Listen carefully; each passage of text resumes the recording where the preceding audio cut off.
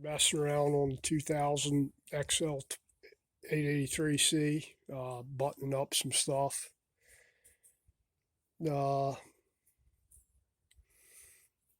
Cleaning the oil tank out one more time just to be sure before I dump oil in there. Put the breather washers on here with the sealer. Getting ready to stick the air cleaner on.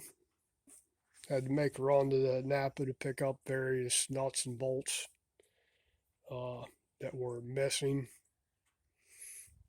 Getting ready to bleed the front brakes here. And run the rest of the wiring harness today and put the clutch cable on and fill the primary up. Was missing the clutch cable out of one of the boxes, so I had to order a clutch cable, and it came in. I'm going to stick that thing on there today sometime and probably get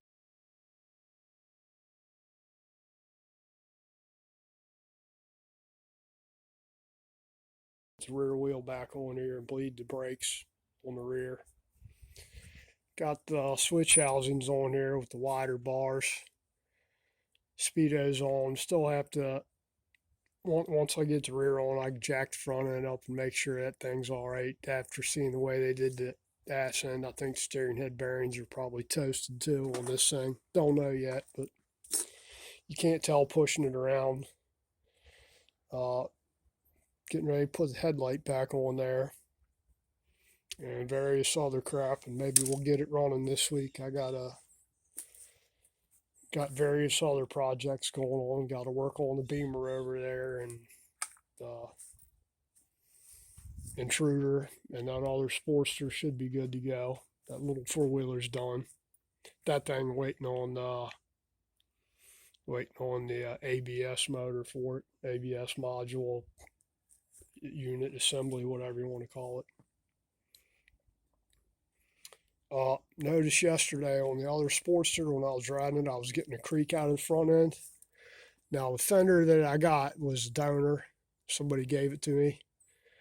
And didn't notice it putting it on, but the rivets where it's riveted right there on the support, the fender's riveted to this support right here. You can take it and move it quite a bit. So that'll be coming back off of that other bike, and I've had that happen before. I used to race 883s and road race series that long time ago. And one of the requirements they had for the front fender was you had to drill the rivets out, stick button head bolts in there with lock nuts on them, and then safety wire them together. Because it gets a lot of stress on the front end there if it's going to work the rivets loose, and evidently that one worked loose somehow. So I have to pull those off and bolt them together because it's squeaking pretty good going down the road there. Hit a bump and it squeak. This is just a short one, what I'm doing today.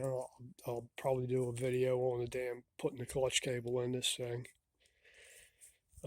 later, if I get to that even. Still gotta bleed the brakes and bolt this brake line up where it goes on the triple tree there. But that's about it. Let me get to work.